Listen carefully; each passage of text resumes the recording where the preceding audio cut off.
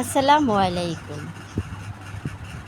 মানুষের ভিতরে লুকিয়ে থাকে কত রকম প্রতিভা।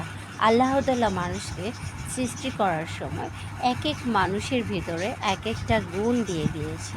এই যে দেখুন, এই ভদ্রলোকটি সামনে বসা লোকটিকে দেখে হুবাহু ওনার ছবি এঁকে দিচ্ছেন। শুধু উনি নয়, আরও অনেকেই এমন তার নিজের প্রতিভাগুলো প্রকাশ করছে নানাভাবে। সবাই এখানে বসে এক একজন করে নিজেদের ছবি পেন্সিল স্কেচ করে এঁকে নিচ্ছেন।